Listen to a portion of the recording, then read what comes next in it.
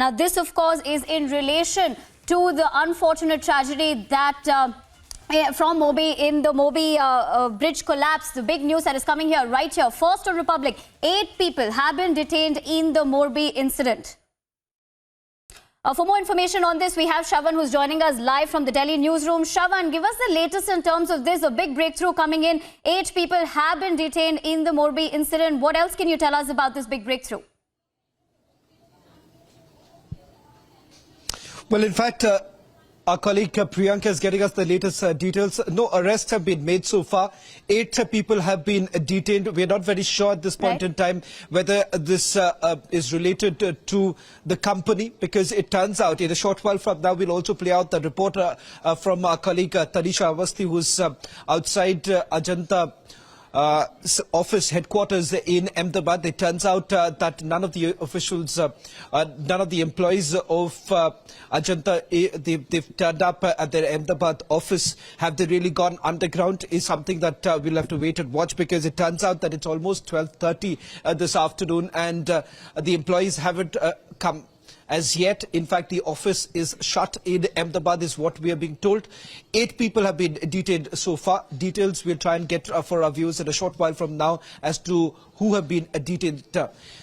Gujarat police has already constituted an SIT which will be looking into the negligence, the lapses that have been committed, because it turns out not just one but multiple stakeholders and lapses on the part of each and every one. Shravan, of course, talking about this entire episode, this tragic incident that has come through, a big question, of course, is raised that without the fitness clearance certificate, how was the bridge operational? Because of the fact that this was during festivities, so obviously a large number of crowd was expected on this particular bridge.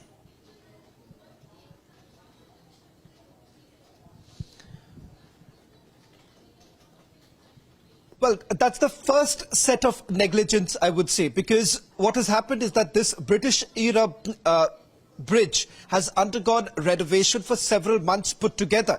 In fact, Oreva's employees spoke to the local media just days before this bridge was opened up, and they said that this bridge is going to last for almost 15 years following the renovation. Aluminium sheets were brought in, aluminium channels were brought in, but it turns out that this was shoddy work that was essentially done.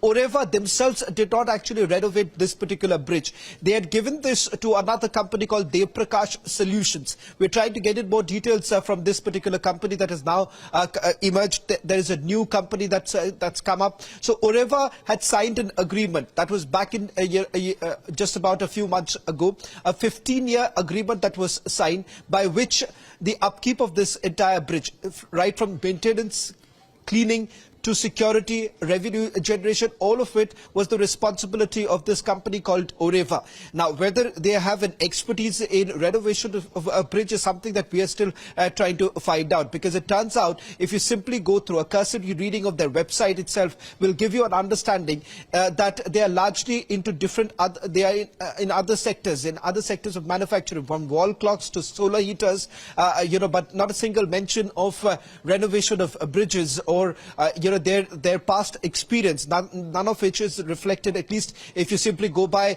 their own website.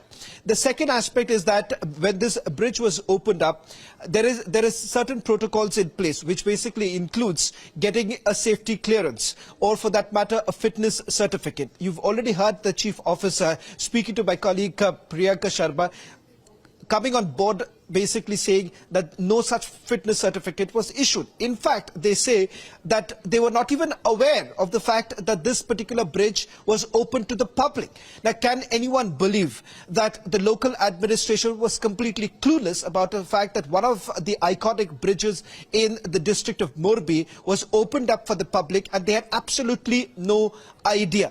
It does appear that this was an attempt to cock a snook at the very people who had gathered in large numbers, and now to blame the people for it, I think so it's absolutely not understanding the sentiments, there is a clear apathy, there is absolute apathy on the part of the administration.